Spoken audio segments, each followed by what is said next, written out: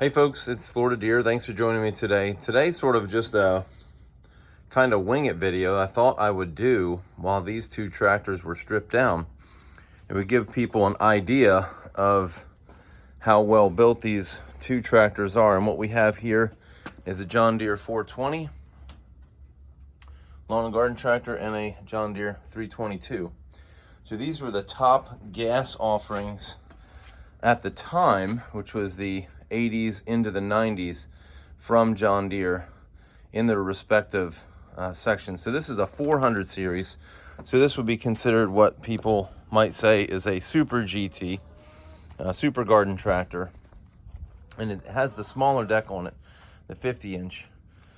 And, and then the 322 is the 300 series, top line gas of the 300 series.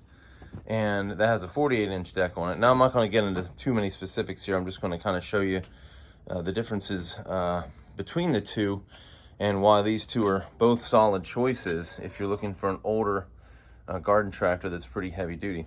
As you can see here, the frame is pretty substantial. I mean, the frame is going to be, what is this, like 9 inches right there.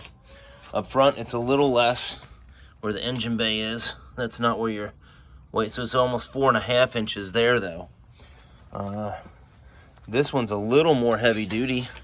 6-inch frame up at the front. It should be about the same on the back. If I can get that, it's, yeah, about 9 inches. So these two tractors are very similar when it comes to rear end attachments and equipment. Okay, so in the upcoming video you'll see me switching over this system, which is the dump cart right there, and then also a PTO. But anyways, everything on the back of these two tractors is pretty convertible from one to the next, from the 400 series to the 300 series.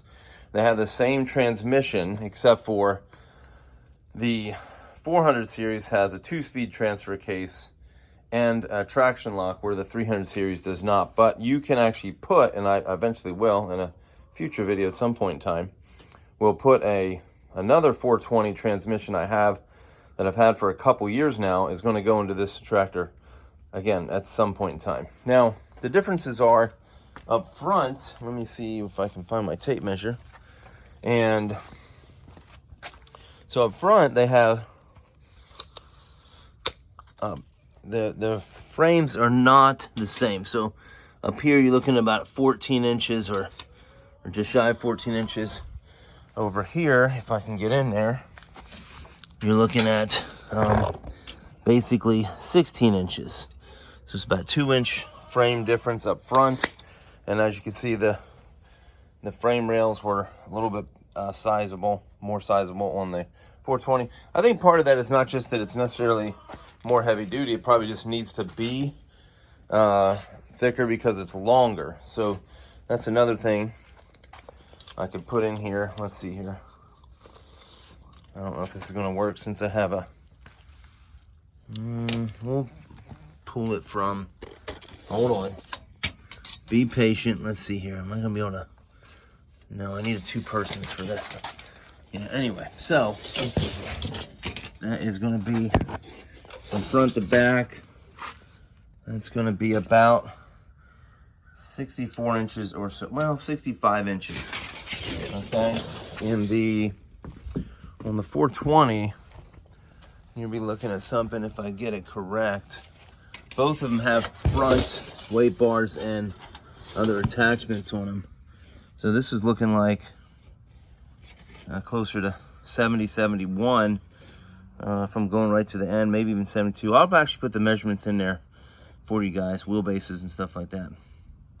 But that's not really what I'm trying to show you. I'm just trying to show you how heavy duty these things are. And this is the transmission that comes in both of them. So if I recall correctly, it's a Sunstrand 90, and as you can see, these are shaft driven, and you can see the drive shaft through there. And they're you know, horizontal engines, kind of like a car, right? And you got your rear cylinder right there.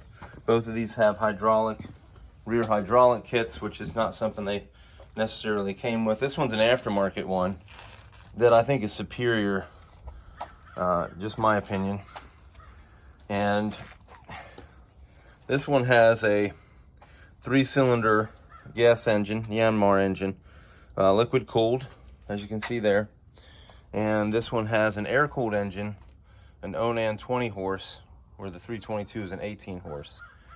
And they can be optioned with all sorts of things like this front dethatcher, rear PTOs, all that kind of stuff, like this one has. I think that's in the other video where we kind of show that's part of it right there.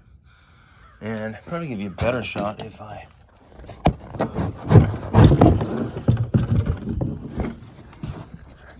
so this one is a different PTO than the gearbox one, because this one has the belt that drives the MCS unit, which collects the leaves in there. Leaves. Anyway, as you can see, these tractors are pretty well built. They're pretty beefy. I mean, these frames are, you know, a bit probably stronger than a lot of cars, I would think. I mean, especially back here. I mean, that's like 8-9 inches of,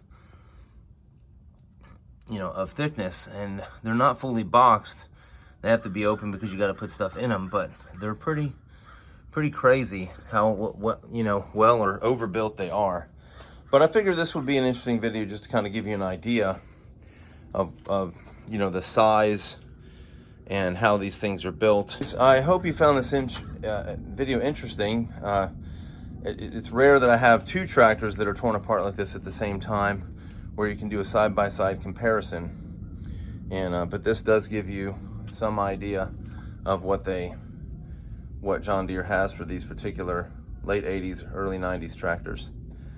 If you like this video, hit the like button. I'd appreciate that. And if you wanted to subscribe to the channel and learn more about John Deere garden tractors and the 1 Series, you can hit the subscribe button as well. Thanks for watching. Bye.